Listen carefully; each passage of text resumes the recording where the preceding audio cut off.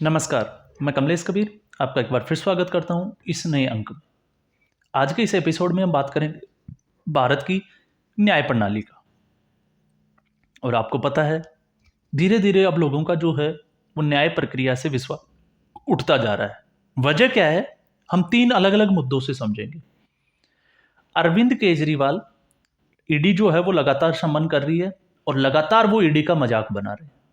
ED के दफ्तर नहीं जा रहे हैं और वो जो है अभी जब उनको 18 जनवरी की तारीख दी गई थी तो 18 जनवरी की तारीख में उपस्थित नहीं होने के बजाय उन्होंने एक बहुत बड़ा आरोप जो है वो कोर्ट के ऊपर भी लगा दिया और उन्होंने ये कह दिया कि यह केस जो है वो फर्जी है। अगर ये केस फर्जी है तो फिर मनीष सिसोदिया और संजय सिंह जो है वो जेल में कैसे हैं? तो ये फिर कोर्ट जो है वो उनके साथ जो है संजय सिंह और मनीष सिसोदिया के साथ गलत कर रहा है। ये अरविंद केजरीवाल के हिसाब से अगर उसकी उनकी बात का मतलब हम निकालते हैं। दूसरा, ईडी जो है वो एक स्वतंत्र एजेंसी है, स्वतंत्र संस्था है। और जब ईडी उसको इसलिए बनाया गया कि वो मनी लॉन्ड्रिंग के ऊपर जो है वो नज़र रख सके, ऐसे लोगों के जो हवाला कारोबार करें, ऐसे जो भ्रष्टाचार करें, उनके ऊपर लगाम कसें, उनको गिरफ्तार करें। लेकिन यहाँ पे ईडी जो है, इससे ये समझ में आ रहा है कि ईडी के पास पावर होते हुए भी जो है वो एक व्यक्ति को, जिसके दो सहयोगी जो है वो ऑलरेडी जेल में हैं, उनको कोर्ट जो है वो जमानत नहीं दे रहा और उस स्थिति में भी उसको गिरफ्तार करने की हिम्मत नहीं दिखा पा रही। लगातार उसको सम्मन पे सम्मन जारी कर रही है और यही हमने देखा था। आप उधर देख लिए, लालू प्रसाद यादव, तेजस्वी यादव और हेमंत सोरेन 7 से 8 जो है वो ईडी के सम्मन दे दिए गए, लेकिन वो भी हाजिर नहीं हुए। तो एक मुद्दा ये है जिस पे सवालिया निशान उठता है। दूसरा, बिल्किस बानो के केस में भी ऐसा ही हमें दिखाई दे रहा है। बिल्किस बानो में जो 11 अपराधी थे, हालांकि उनमें से एक की मौत हो चुकी है, जिनकी पिछले 15 अगस्त को सजा माफ कर दी गई थी। और जब बिल्किस बानो जो है वो इस केस को सुप्रीम कोर्ट में लेके गई तो सुप्रीम कोर्ट का जो है उन्होंने उसकी सजा माफी जो थी उसको रद्द कर दिया और उनको ये कहा गया कि आप जो है वो वापस सरेंडर करें। लेकिन बाकी सभी आरोपियों ने जो है वो सरेंडर करने से मना कर दिया। और मना करने के पीछे तर्क क्या थे? एक व्यक्ति के तर्क ये थे कि उनके पास समय नहीं है क्योंकि उन्होंने अपने बेटे की शादी तय कर दी है और बेटे की शादी तय होने की वजह से वो काम में व्यस्त है। जैसे अरविंद केजरीवाल ईडी को कहते हैं कि उनके पास काम बहुत ज़्यादा है, वो काम में व्यस्त है, इसलिए वो आपके यहाँ नहीं आ सकते। तो ये सीधे तौर पे जो है वो कानून को चुनौती देना है। दूसरा, एक व्यक्ति कहता है कि मेरा जो है वो ऑपरेशन हुआ है, सर्जरी हुआ है, तो इसलिए मैं जो है वो मेडिकल लीव पे हूँ और जब तक मैं पूरी तरह से ठीक नहीं हो जाता तब तक मैं जो है वो सरेंडर नहीं कर पाऊंगा, असमर्थ हूँ, इसलिए मुझे एक्सटेंड किया जाए। एक का कहना है उनके माँ बाप जो है वो बुजुर्ग है तो उनकी देखभाल करने वाला कोई नहीं है। और एक बंदे का ये भी कहना है कि उनके जो है वो फसलों के कटाई का समय है, इसलिए वो जो है वो उस काम में बिजी है, तो ये 2 से 4 महीने का समय उनको सरेंडर करने के लिए दिया जाए। हालांकि सुप्रीम कोर्ट ने उनकी ये जो याचिका थी उसको ठुकरा दिया और इनको सीधा आदेश दिया कि आप जो है वो महाराष्ट्र के जहाँ पे ये केस चल रहा था वहाँ पे जाके इस याचिका पे पुनर्विचार याचिका जो है वो दायर करें। ये दो दो जो है वो बड़े मुद्दे। तीसरा मुद्दा, राम रहीम। राम रहीम की अगर हम बात करें तो 2 अलग-अलग केसों में जो है वो सजा याफ्ता है। एक बलात्कार का केस, एक मर्डर का केस। और आपको पता होगा पिछले ही महीने जो है वो राम रहीम जो है वो पैरोल काट के वापस जेल गए थे और अब बड़ी खबर ये आई कि उनको 50 दिन की वापस से पैरोल मिल गई है। और ये जो है वो लगभग 7वीं बार उनको जो है वो पैरोल मिली है। तो आप अंदाजा लगा सकते हैं कि वो जेल में कितना रहते हैं और जेल से बाहर कितना रहते हैं। अब इससे जो है वो सीधे तौर पे, चाहे हम सरकार की बात करें, चाहे सीधे तौर पे हम कानून व्यवस्था की बात करें, न्याय तंत्र की बात करें, तो कहीं न कहीं न्याय तंत्र की जो कमी है, इसका ये लोग जो नेता नगरी के लोग हैं, वो फ़ायदा उठाते हुए नज़र आते हैं। ये हमने 3 अलग-अलग मुद्दों पे बात की है।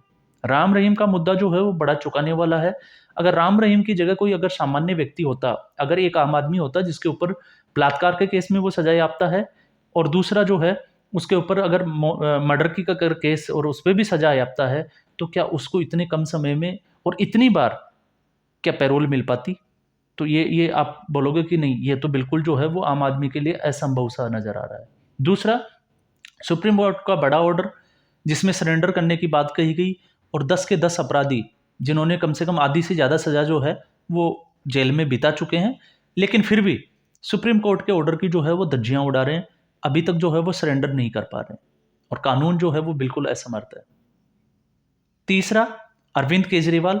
अरविंद केजरीवाल ने तो जैसे मन ही बना लिया कि वो सीधे तौर पे जो है वो चुनौती दे रहे हैं, और चुनौती में अब तक जो है उनकी जीत भी हुई है। अगर हम देखा जाए, 4 समनिंग जो है वो उनको की जा चुकी है, और चारों में ही जो है उसने पहले किस हैसियत से बुलाया गया है, क्या पूछा गया है, वो तमाम तरह की बातें रखी। लेकिन इस बार जो है उन्होंने ये भी कह दिया कि ये तो केस ही जो है वो पूरी तरह से फर्जी है। अगर वो ये कहते हैं कि ये केस पूरी तरह से फर्जी है, तो क्या इस स्थिति में कोई भी जांच एजेंसी किसी की इन्वेस्टिगेशन के लिए बुला नहीं सकती? और अगर जांच एजेंसी जो है उनके पास इतनी पावर होती है कि वो अगर किसी को भी बुला सकती है, तो फिर अरविंद केजरीवाल क्या इस जांच से भी इतने बड़े हो जाते हैं कि एक मुख्यमंत्री पद पे हैं, इसलिए वो जो है वो ये चीज़ें फेस नहीं करेंगे? ये 3 तरह के जो है वो अलग-अलग मुद्दे हैं। इसके अलावा भी बहुत सारे एग्जाम्पल आपको मिल जाएँगे। फिर चाहे वो आपका लालू यादव का जो है वो लगातार बाहर रहना, और बहाना है बीमारी। वो अंतरिम ज़मानत पे है और बीमार है इसलिए। और जब भी उनको ईडी की समनिंग होती है, आपको पता होगा, एक फ़ोटो आती है कि वो अस्पताल में भर्ती है। लेकिन इसके अलावा अभी आप देखिएगा, नीतीश कुमार के साथ वो बैठे अलाप सेक रहे थे। इस इंडिया अलायंस की जो गठबंधन की जो विपक्षी गठबंधन है, उसकी जब बड़ी मीटिंग होती है, तो लालू यादव जो है वो आगे बैठे हुए दिखाई देते हैं। तब उनकी तबीयत जो है वो बिल्कुल ठीक होती है। तो अब आप अंदाज़ा लगाइए कि ये लोग जो है वो कैसे इस न्याय तंत्र के साथ खेल रहे हैं, और सुप्रीम कोर्ट जैसी संस्था जो इसको मॉनिटरिंग करती है, वो भी आप देखिएगा कि हाथ जो है वो मलते रह गई, या इसको हम ये कह सकते हैं कि वो सिर्फ़ और सिर्फ़ जो है वो ये सारे नज़ारे देख रही है, और उन्हीं की अंडर में ये सारी चीज़ें आते हुए इसका जो है वो मज़ाक बनाया जा रहा है। तो अब ज़रूरत है इसके लिए जो है वो सख्त कानून की, लेकिन सख्त कानून लेके कौन आएगा, ये बड़ा इम्पोर्टेंट हो जाता है। क्यों? क्योंकि भारतीय जनता पार्टी की तरफ से भी अगर नरेंद्र मोदी की अगर हम बात करें, तो वो बड़े इस बात पे ज़ोर लगाते हैं कि अब जो है वो भ्रष्टाचार पे वो किया जाएगा। लेकिन क्या ये सिर्फ़ जो है वो चुनावी रणनीति का ही एक हिस्सा बन के रह जाएगा? क्यों? क्योंकि इस स्थिति में आपको पता होगा, जब केजरीवाल सीधे तौर पे और हेमंत सोरेन चुनौती दे रहे हैं ईडी को, तो इससे यही लग रहा है कि ईडी की कार्रवाई जो है वो सिर्फ़ एक चुनावी स्टंट है, ताकि ये चुनावों तक जाएँ और ये मुद्दा बना रहें, लोगों को ये दिमाग में रहे कि नहीं, ये घोटाला हुआ है, और अरविंद केजरीवाल जो है वो इसमें जो है वो मुख्य आरोपी के रूप में जो है वो है, लेकिन वो सामने पेश नहीं हो रहे। तो इसके बजाय अगर ईडी जो है, अगर वो आरोपी है तो उसको गिरफ्तार क्यों नहीं करती? इसलिए जो है अब शक पैदा हो रहा है, ईडी जो है अपना मज़ाक खुद बना रही है। दूसरा, अरविंद केजरीवाल की नीयत भी जो है इसमें साफ नहीं है, क्योंकि इससे अरविंद केजरीवाल की नीयत पे भी अब लोगों को जो है वो शक होना शुरू हो गया, शंकाएँ जो है वो बढ़ने लगी है। क्यों बढ़ने लगी है?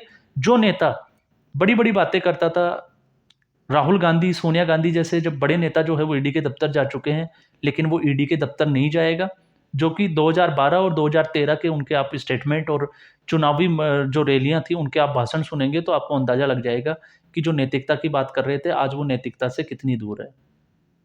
तो ये जो है 3 अलग-अलग मुद्दों पे हमने बात की है, और 3 मुद्दों पे ये जो सारी खबरें हैं, आप जब इसको समझोगे, तब हमें समझ में आएगा कि ये लोग, जब इनके पास कुछ नहीं होता, अपने बच्चों की कस्में खाते हैं, बंगला नहीं लेंगे, सिक्योरिटी नहीं लेंगे, और आज जो है वो 50 गाड़ियों के काफ़िले के साथ चलते हैं, इनकी सिक्योरिटी है, और सीधे तौर पे जो है वो कानूनी संस्थाओं को, जो स्वतंत्र एजेंसियाँ हैं, उनको चुनौतियाँ देते हुए नज़र आते हैं।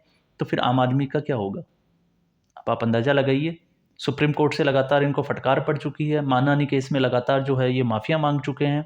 एक में बलात्कार का आरोपी और हत्या का आरोपी जो है वो 2 बार सज़ा याफ्ता है, लेकिन वो जो है वो बार-बार पैरोल से फिर बाहर आ रहा है। अभी तो लगभग मुझे लगता है 1 महीना भी नहीं हुआ, फिर से वो बाहर आ गया।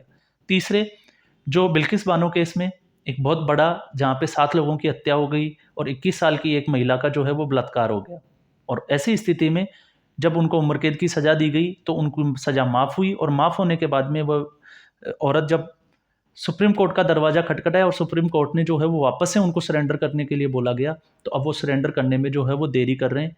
ये एक तीसरा मुद्दा जो है वो हमारे सामने है।